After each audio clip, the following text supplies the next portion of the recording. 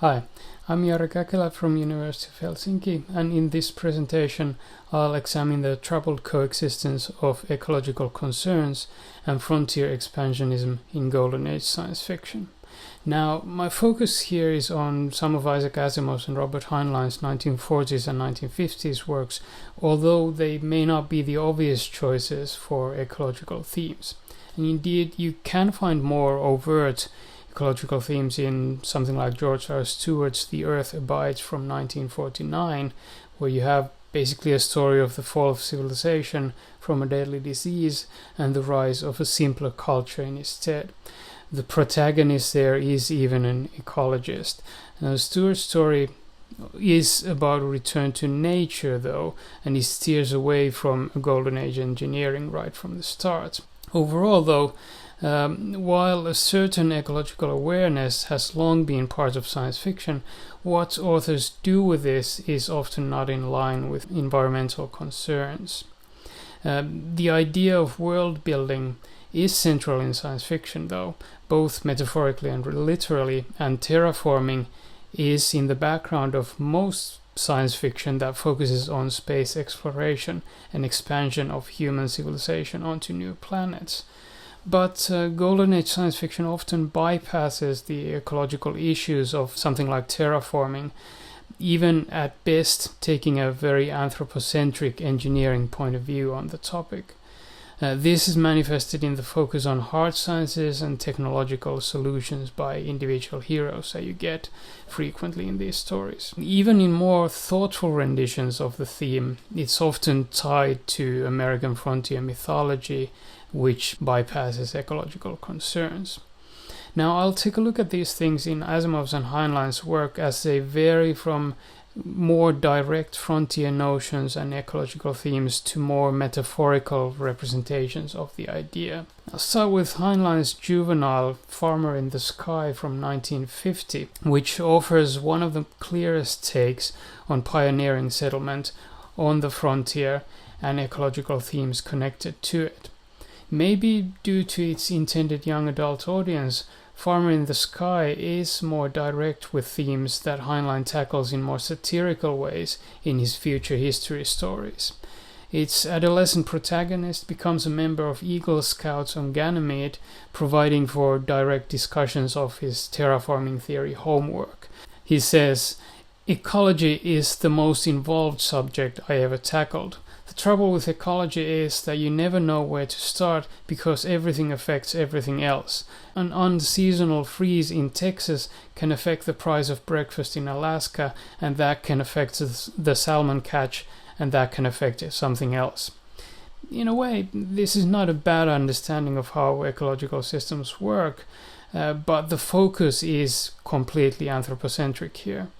And since the focus is on terraforming as a carefully engineered project in what they call applied ecology in the novel, preservation and things like that matter only so that you don't unwittingly ruin the project. Quote, "Insects, for instance, on Ganymede, under no circumstances do you step on an insect.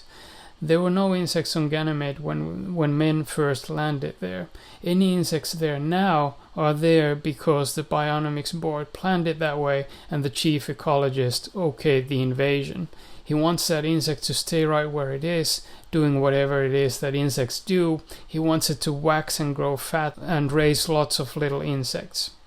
So rather than any sort of appreciation of the environment, this is sort of Heinleinian military pride for not messing up the regimen of the Corps or the engineering project. Quote, "It really brings it up to the top of your mind to know that stepping on an insect carries with it a stiff fine if you're caught, as well as a very pointed lecture telling you that the colony can get along very nicely without you, but the insects are necessary." End quote.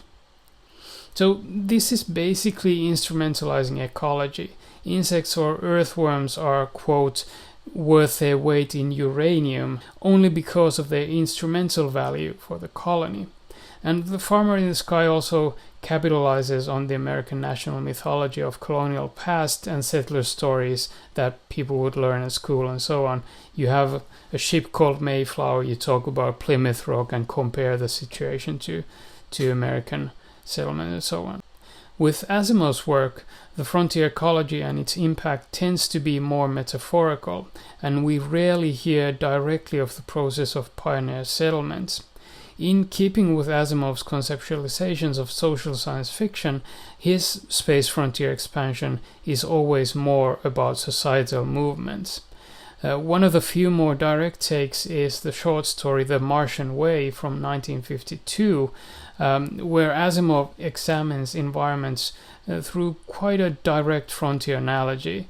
There in the story, the frontier drive and value of open land, or Mars in this case, and its surrounding space is made clear by the space cowboys who rope in used rocket shells and brand them like cattle, or prospectors putting up signs to claim a strike. They say, quote, "Mars is different. It's sort of raw and doesn't fit people. People got to make something out of it. They got to build a world and not take what they find." But also there, Asimov quickly goes to consider what frontier means to humans. The story becomes a condensed, literal version of Frederick Jackson Turner flavored notion of rejuvenating effect of the frontier. Of course, you have the McCarthyism aspect in the story as well. But the frontier conditions in the story have a positive impact on human nature. They force people to take active control of surroundings and to find creative ways of adaptation. So the focus is on people and the way frontier can rejuvenate a stagnating society.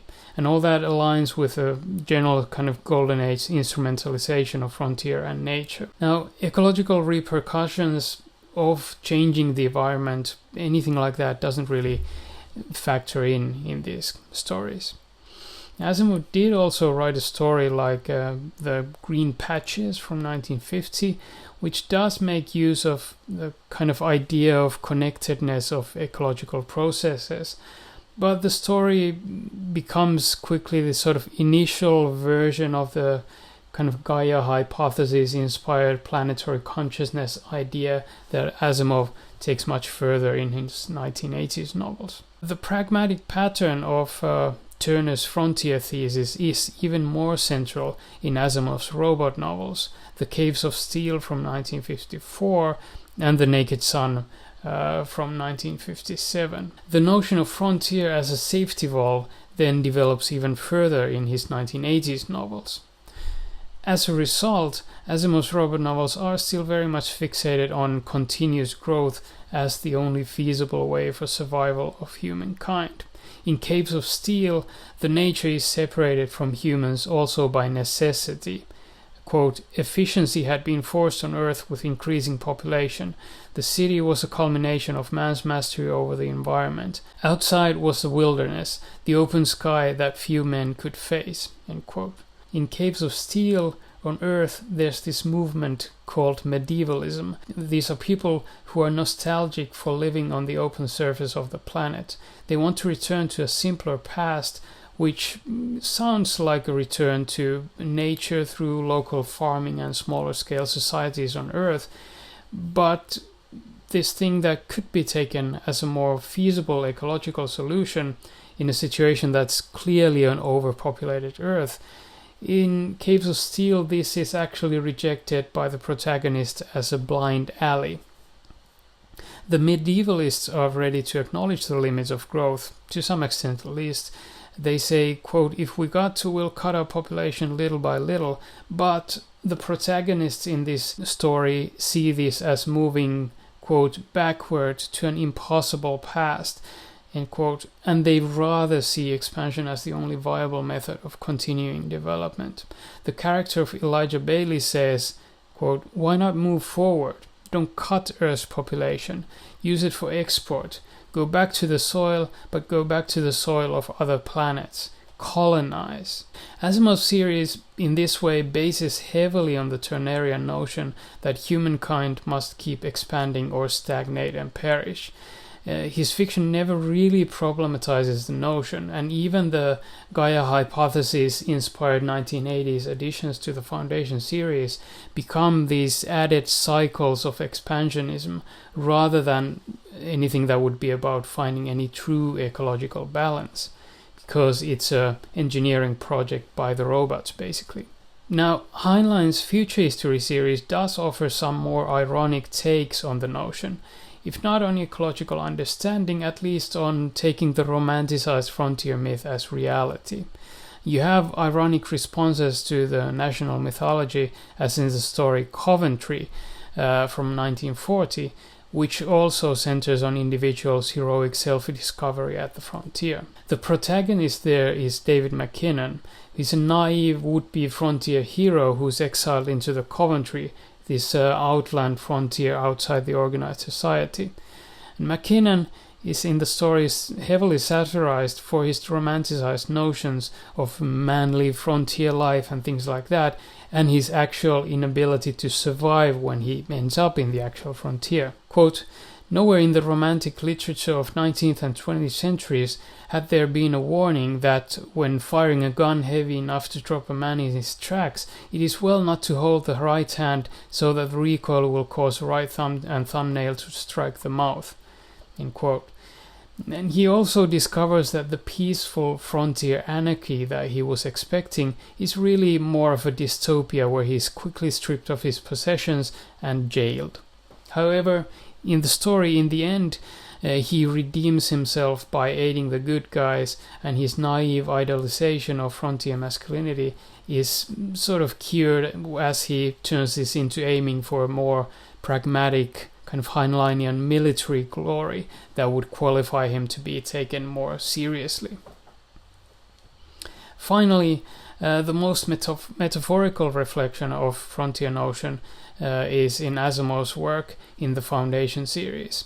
There, this metaphorical frontier situation where the Foundation begins to expand over and re-civilize the old galactic empire. In the Foundation series, early on, the first mayor, Salvo Hardin, stands for the first generation of people who are born on Terminus, the planet where Foundation starts out, and because he's born there, he is free from the old world. Also there, the environment is completely subsidiary. Terraforming has happened apparently somewhere in the background, and it seems like an easy given. It's only there really as a metaphor for the situation and parallel to Hardin's political manipulations. This can be seen as Hardin is sort of annoyed by the snowy landscape, reflecting, quote, "Someday when we get around to it, we ought to weather condition Terminus. It could be done," end quote. This offhand remark is, of course, more a reference to how much more important things Hardin's political manipulations are really the pressing concern. But also, by the last story of the original trilogy, Terminus has apparently become a more comfortably terraformed, basically American suburban white picket fence town. So, to conclude, in these works, the notion of frontier is a subdued but telling sign of the overall mindset of Campbellian science fiction.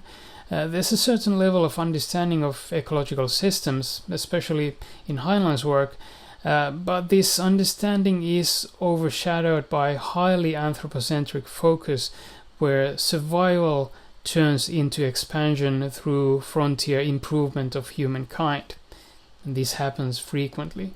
And what is ultimately about a scaling up of the notion of frontier thesis, in these stories, humankind's revitalization, the environmental questions, turn into just ecological engineering or instrumentalization of wilderness.